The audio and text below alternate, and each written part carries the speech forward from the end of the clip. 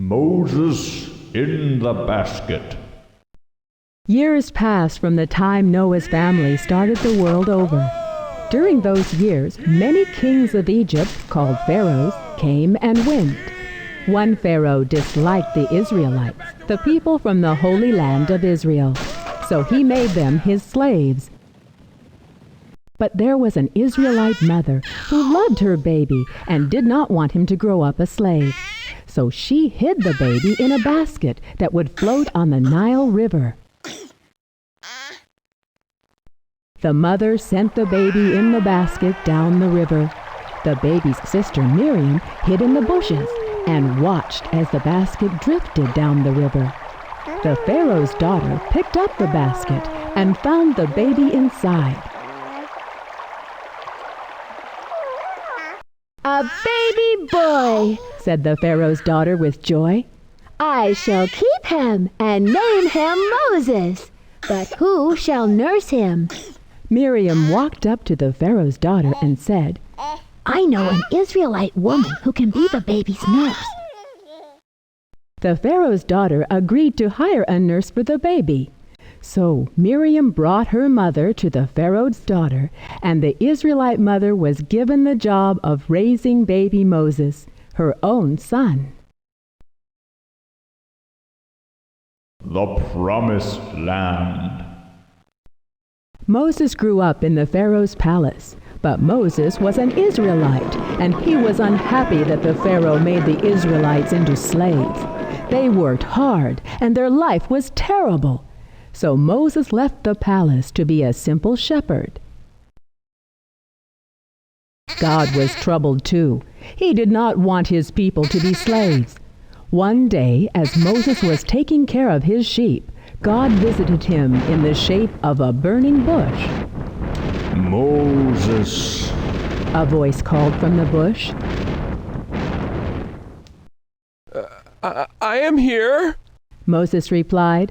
The voice from the burning bush said, I am God. And Moses was afraid. He had never spoken with God. God told Moses, You must help me. I have come to free the Israelites from being slaves in Egypt. I will tell you what to do, and you will lead the Israelites out of Egypt and into the Promised Land. But how can I lead the Israelites? Asked Moses. I am only a shepherd. They won't follow me. God answered, Oh, yes, they will. I will give you proof to show them I am on your side, and they will follow you. Throw down your stick, God ordered. Moses dropped his wooden stick, and it became a snake. Pick it up, God said. Moses grabbed the snake, and it became a stick again. Show the Israelites this, and they will believe you.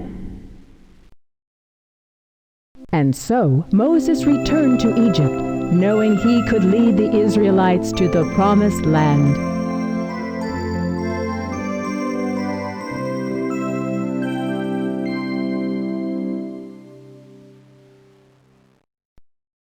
Moses parts the Red Sea. Moses led the Israelites out of Egypt as God asked, and the Egyptians chased them.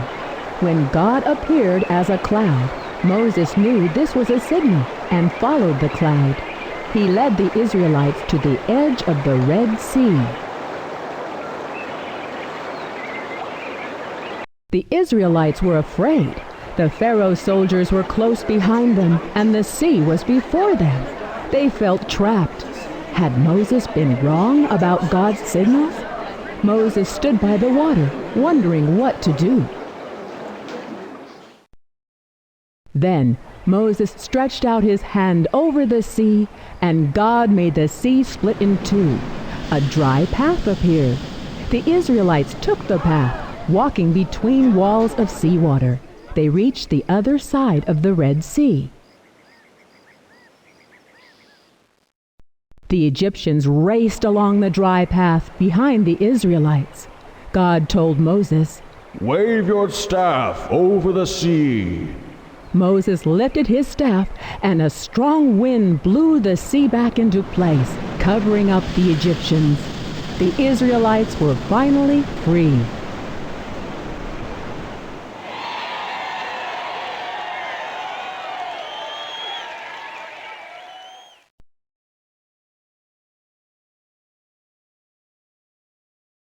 The 10 Commandments. The people of Israel continued on their hard journey. God helped them on their way.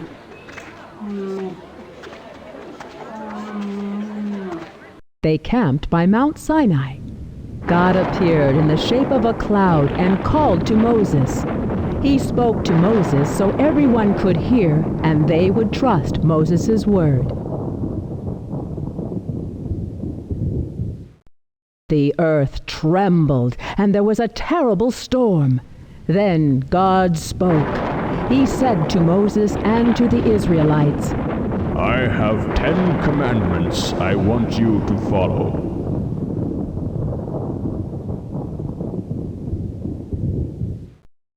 You shall have no other God but me, and you must trust me.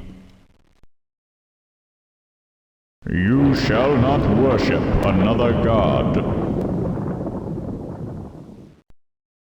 You shall use God's name respectfully.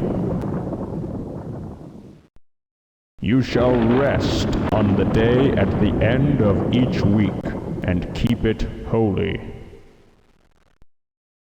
You shall respect your father and your mother. You shall not kill.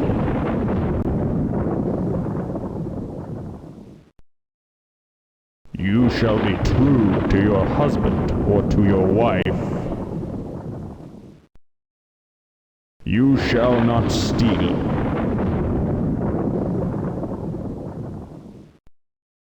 You shall not lie.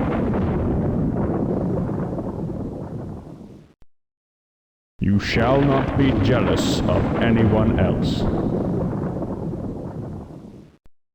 and God said, These will be your rules to live as good people.